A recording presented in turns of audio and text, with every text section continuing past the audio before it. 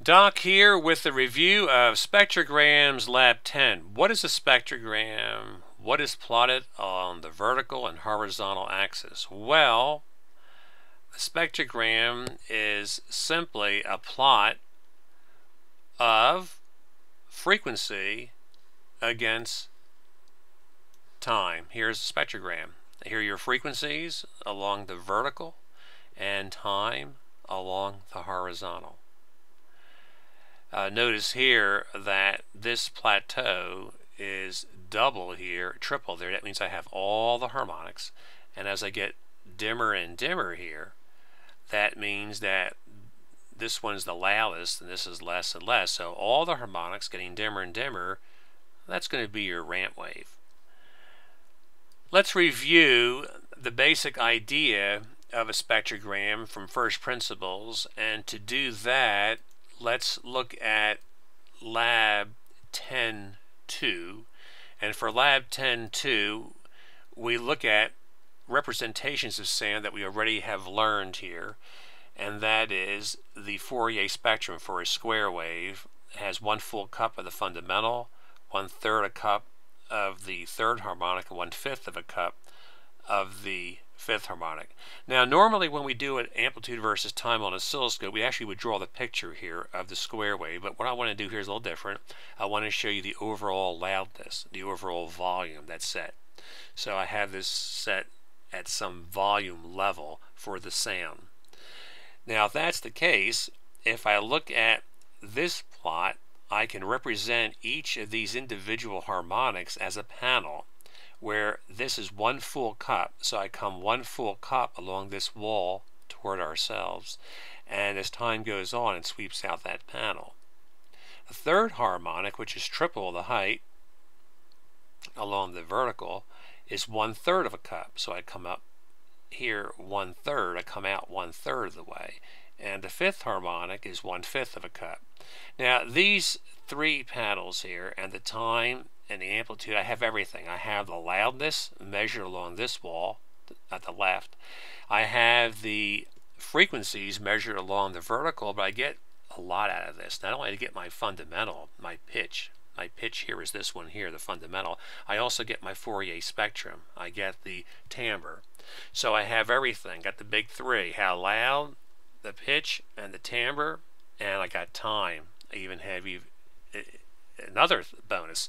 So here, to get this on a two-dimensional surface picture, we simply make this one that's loud more emphasized. So it's either darker, or if it's on a computer screen, it could be the opposite. It could be like brighter. If the background is dark, then it'd be brighter. It just stands out.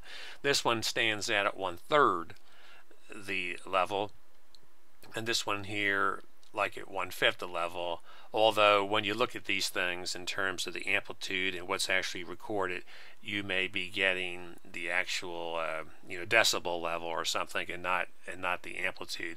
And remember, that can be a little complicated. So just say here the emphasis is a representation of how loud it is.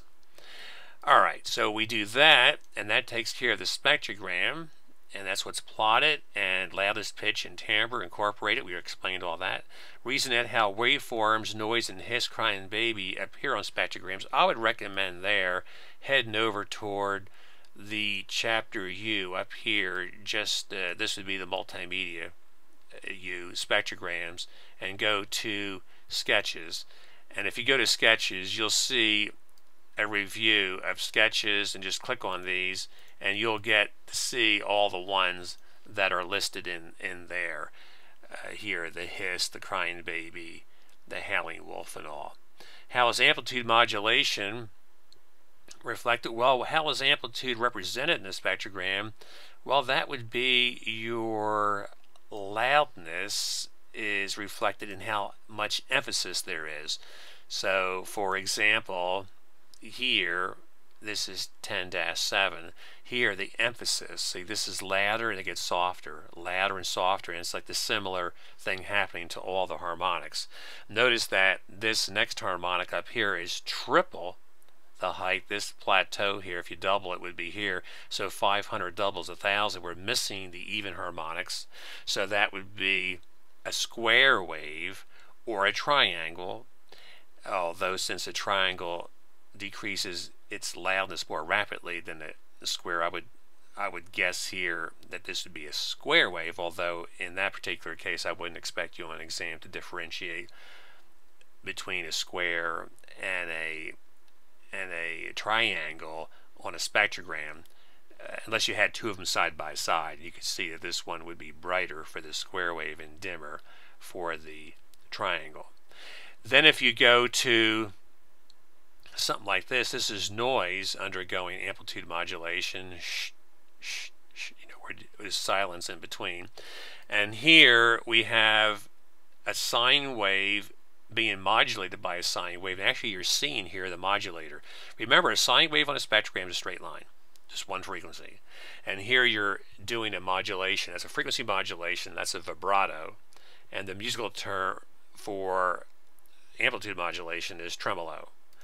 Then if we look at this case, this one here is another frequency modulation, and the modulator here is a triangle for modulating a sine wave. It's just one, if that's the only frequency you have, one frequency undergoing a change. That would be a sine wave, because if you took away the triangle modulation, you'd have like some straight, some straight line going across here.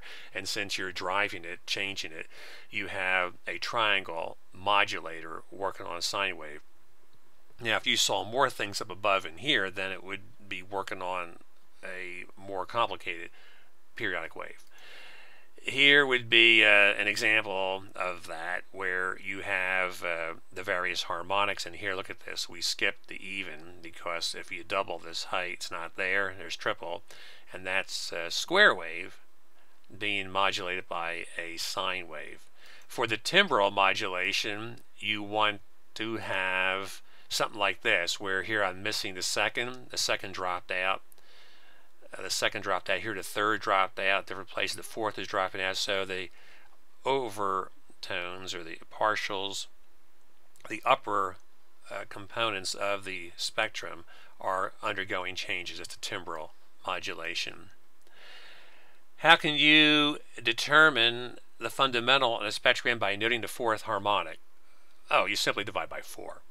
And that becomes convenient when you sometimes find that you get a wave that will kind of like line up for you very nicely. Let's see if I can find one here. Just playing around, just looking around, cruising.